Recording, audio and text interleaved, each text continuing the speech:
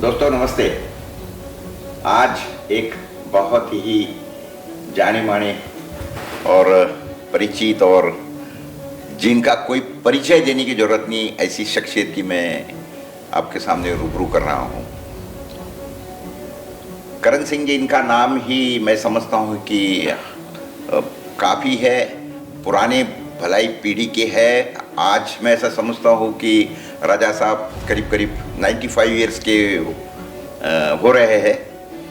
तो जम्मू कश्मीर के जो महाराजा थे हरि सिंह जी, उन्हीं की विरासत आपको मिली है। भारतीय दर्शन और उपनिषदों पर कई पुस्तकें आपने लिखी है। शिक्षा, स्वास्थ्य और पर्यटन जैसे बहुत ही अहम मंत्रालयों का प्रभार इन्होंने कई साल तक निभाया है। भारतीय संस्कृति और धर्म के प्रति आपकी गहरी निष्ठा रही है, रुचि रही है। यूनेस्को और वैश्विक शांति आंदोलनों में आपकी सक्रियता रही है। और एक बात मुझे यहाँ पर बड़े गर्व के साथ में नई वाली पीढ़ियों को बताना पड़ेगा कि इतने सारे पद और इतना सब होने के बाद में कभी इन्होंने ना कोई तनख्वाह ली, वेतन लिया, ना ही कोई सरकारी निवास लिया। और आज तो आपको पता है किस तरीके से सारा कारोबार चल रहा है। और यही बात मुझे यहाँ पर खींच के लाई कि नहीं, मुझे इन्हीं का इंटरव्यू करना है। देशोन्नति के सारे पाठकों के लिए और सुनने वालों के लिए मैं अभी समझता नहीं हूँ कि ज़्यादा इसमें समय कमाने की ज़रूरत है। हम राजा साहब से डायरेक्ट बात करते हैं। राजा जी, मुझे बताइए, महाराज जी, ये जैसे आप तो जो थे राजाशाही में थे और उसके बाद में फिर ये लोकतंत्र में आए, तो ये आपको कैसा लगता है कि जो सफ़र थी ये किस तरीके से आप इसको देखते हैं?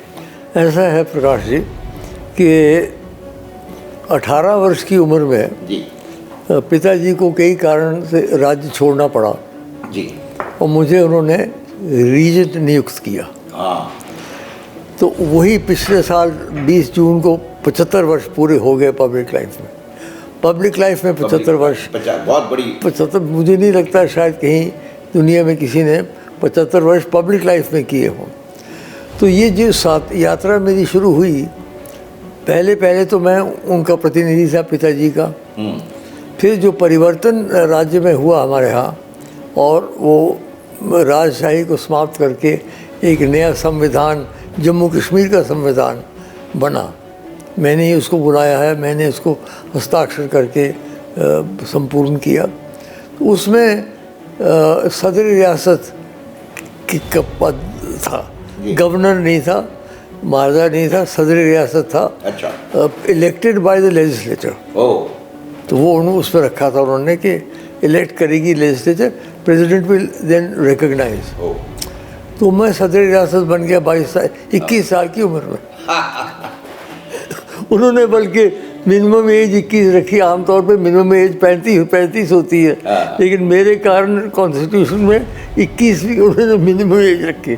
तो 21 का मैं हुआ नहीं, और उसके बाद नियुक्त हो गया सदर रियासत। 3 बार वो नियुक्ति रही। फिर जाके ये मैं कर रहा हूँ बात 1949 की, 1952 की।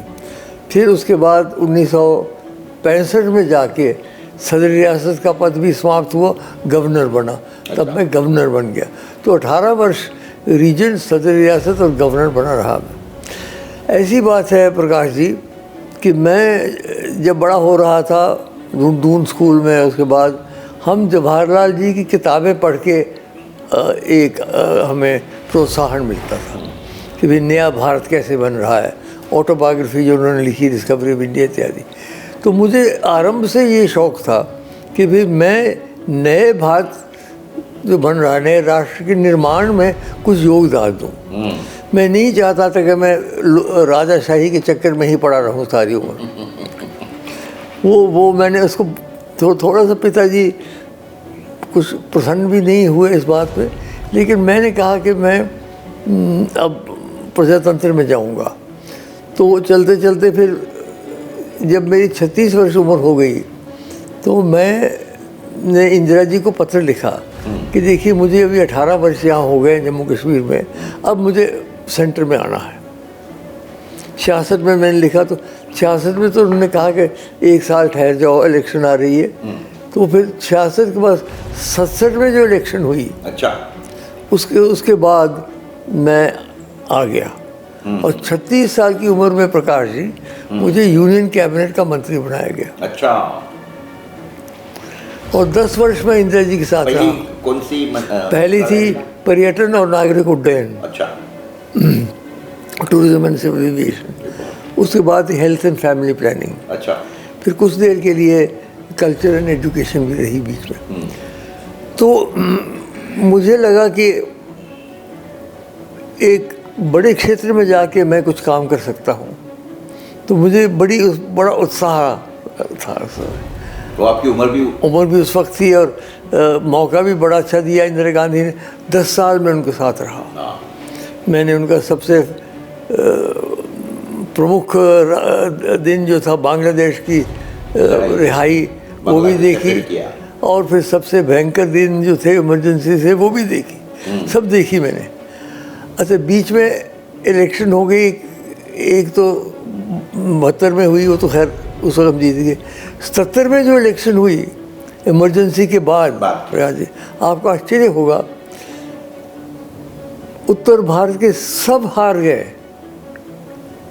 सारे उत्तर भारत के कांग्रेसी हार गए, केवल मैं जीता एक। हालांकि मैं इसका परिवार नियोजन का मंत्री था, और उस समय पे तो उस समय वही बात बन, वो संजय गांधी की वजह से वो सारा हुआ। लेकिन लोग समझते थे कि कौन इसमें दोषी था। तो उस तरफ तो मेरी तरफ कोई नहीं आए, और वो भी मैं जीत गया। 150 कांग्रेसी आए दक्षिण भारत से, उत्तर भारत से एक मैं आया, एक नाथूराम मिर्जा जी आए कहाँ से, राजस्थान से, और एक मुझे लगता है ये जो कमलनाथ की कंस्टिट्यूंसी है, उसमें से कोई जीता। कमल नहीं जीता, शायद कोई और जीता। बस यही 3 जीते, 150 साउथ के थे।